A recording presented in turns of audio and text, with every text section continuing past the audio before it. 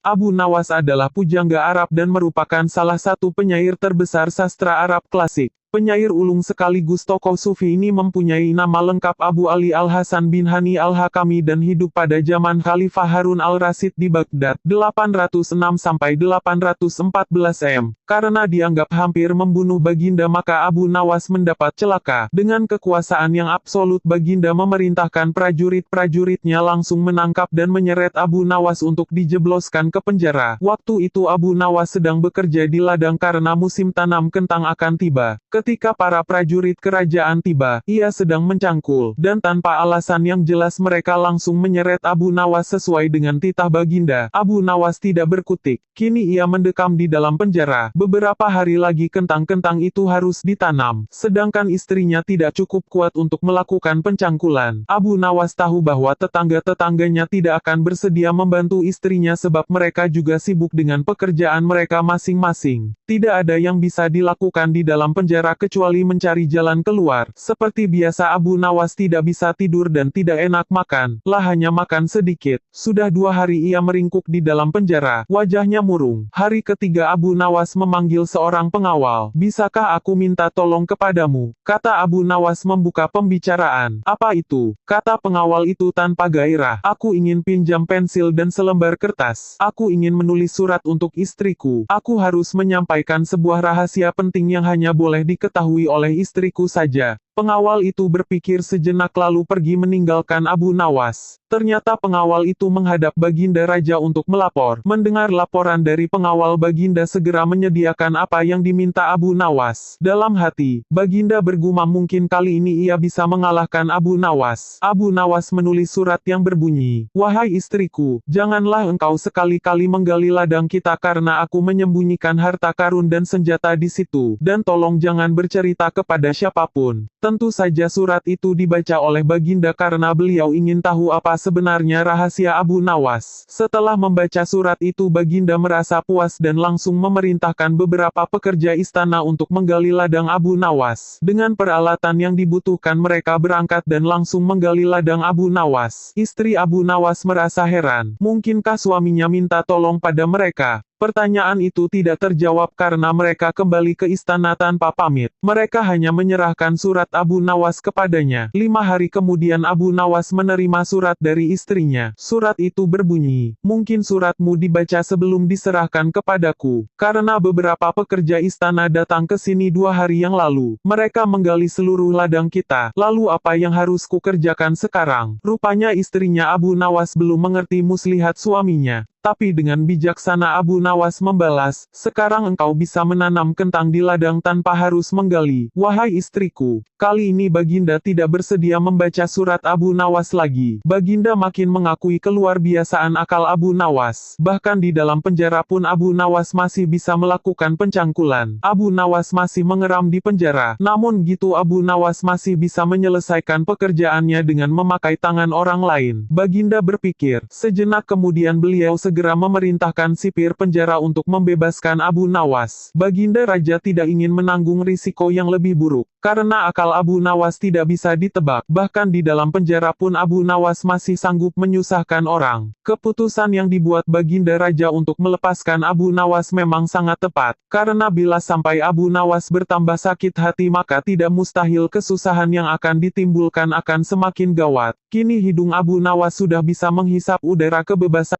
Istri Abu Nawas menyambut gembira kedatangan suami yang selama ini sangat dirindukan. Abu Nawas juga riang gembira, apalagi melihat tanaman kentangnya akan membuahkan hasil yang bisa dipetik dalam waktu dekat. Abu Nawas memang girang bukan kepalang tapi ia juga merasa gundah. Bagaimana Abu Nawas tidak merasa gundah gulana sebab Baginda sudah tidak lagi memakai perangkap untuk memenjarakan dirinya. Tapi Baginda Raja langsung memenjarakannya. Maka tidak mustahil bila suatu ketika nanti Baginda langsung menjatuhkan hukuman pancung. Abu Nawas yakin bahwa saat ini Baginda pasti sedang merencanakan sesuatu. Abu Nawas menyiapkan payung untuk menyambut hujan yang akan diciptakan Baginda Raja. Pada hari itu Abu Nawas mengumumkan dirinya sebagai ahli nujum atau tukang ramal nasib. Sejak membuka praktik ramal-meramal nasib, Abu Nawas sering mendapat panggilan dari orang-orang terkenal. Kini Abu Nawas tidak saja dikenal sebagai orang yang handal dalam menciptakan gelak tawa tapi juga sebagai ahli ramal yang jitu. Mendengar Abu Nawas mendadak menjadi ahli ramal maka Baginda Raja Harun al-Rasyid merasa khawatir. Baginda curiga jangan-jangan Abu Nawas bisa membahayakan kerajaan. Maka tanpa pikir panjang Abu Nawas ditangkap. Abu Nawas sejak semula yakin Baginda Raja kali ini berniat akan menghabisi riwayatnya. Tapi Abu Nawas tidak gitu merasa gentar. Mungkin Abu Nawas sudah mempersiapkan tameng. Setelah beberapa hari meringkuk di dalam penjara, Abu Nawas digiring menuju tempat kematian. Tukang penggal kepala sudah menunggu dengan pedang yang baru diasah. Abu Nawas menghampiri tempat penjagalan dengan amat tenang. Baginda merasa kagum terhadap ketegaran Abu Nawas. Tapi Baginda juga bertanya-tanya dalam hati mengapa Abu Nawas gitu tabah menghadapi detik-detik terakhir hidupnya. Ketika Algojo sudah siap mengayunkan pedang, Abu Nawas tertawa-tawa sehingga Baginda menangguhkan pemancungan. Beliau bertanya, "Hai Abu Nawas, apakah engkau tidak merasa ngeri menghadapi pedang Algojo?" "Ngeri tuanku yang mulia. Tapi hamba juga merasa gembira," jawab Abu Nawas sambil tersenyum. "Engkau merasa gembira?" tanya Baginda kaget. "Betul Baginda yang mulia. Karena tepat 3 hari setelah kematian hamba, maka Baginda pun akan mangkat menyusul hamba ke liang lahat.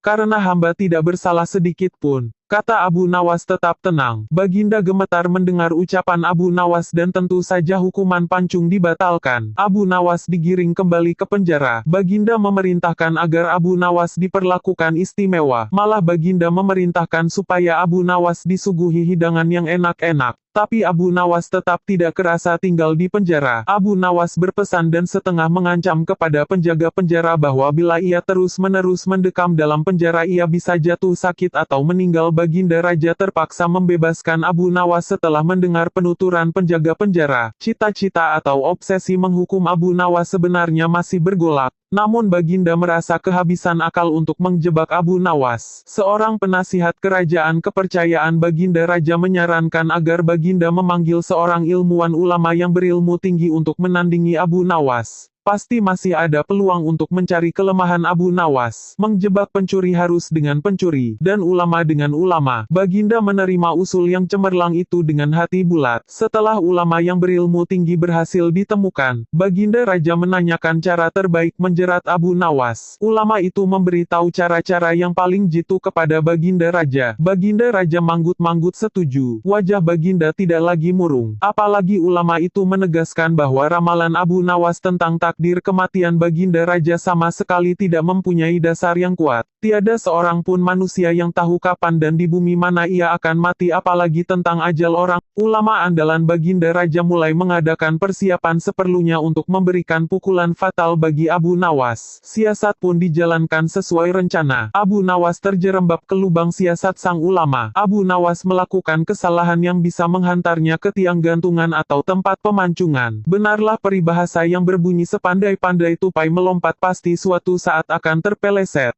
Kini, Abu Nawas benar-benar mati kutu. Sebentar lagi ia akan dihukum mati karena jebakan sang ilmuwan ulama. Benarkah Abu Nawas sudah keok? Kita lihat saja nanti. Banyak orang yang merasa simpatik atas nasib Abu Nawas, terutama orang-orang miskin dan tertindas yang pernah ditolongnya. Namun derai air mata para pecinta dan pengagum Abu Nawas tak akan mampu menghentikan hukuman mati yang akan dijatuhkan. Baginda Raja Harun al-Rasyid benar-benar menikmati kemenangannya. Belum pemah Baginda terlihat seriang sekarang. Keyakinan orang banyak bertambah mantap. Hanya satu orang yang tetap tidak yakin bahwa hidup Abu Nawas akan berakhir setragis itu, yaitu istri Abu Nawas. Bukankah Allah Azza wa Jalla lebih dekat daripada urat leher? Tidak ada yang tidak mungkin bagi Allah yang maha gagah, dan kematian adalah mutlak urusannya. Semakin dekat hukuman mati bagi Abu Nawas, orang banyak semakin resah. Tapi bagi Abu Nawas malah sebaliknya, semakin dekat hukuman bagi dirinya, semakin tegar hatinya. Baginda Raja tahu bahwa ketenangan yang ditampilkan Abu Nawas hanyalah merupakan bagian dari tipu dayanya. Tapi Baginda Raja telah bersumpah pada diri sendiri bahwa beliau tidak akan terkecoh untuk kedua kalinya. Sebaliknya Abu Nawas juga yakin, selama nyawa masih melekat maka harapan akan terus menyertainya. Tuhan tidak mungkin menciptakan alam semesta ini tanpa ditaburi harapan-harapan yang menjanjikan, bahkan dalam keadaan yang bagaimanapun gawatnya. Keyakinan seperti inilah yang tidak dimiliki oleh Baginda Raja dan ulama itu. Seketika suasana menjadi hening, sewaktu Baginda Raja memberi sambutan singkat tentang akan dilaksanakan hukuman mati atas diri terpidana mati Abu Nawas. Kemudian tanpa memperpanjang waktu lagi Baginda Raja menanyakan permintaan terakhir Abu Nawas. Dan pertanyaan inilah yang paling dinanti-nantikan Abu Nawas. Adakah permintaan yang terakhir? Ada Paduka yang mulia, jawab Abu Nawas singkat. Sebutkan. Kata Baginda, sudilah kiranya hamba diperkenankan memilih hukuman mati yang hamba anggap cocok wahai Baginda yang mulia. Pinta Abu Nawas. Baiklah, kata Baginda menyetujui permintaan Abu Nawas. Paduka yang mulia, yang hamba pinta adalah bila pilihan hamba benar hamba bersedia dihukum pancung.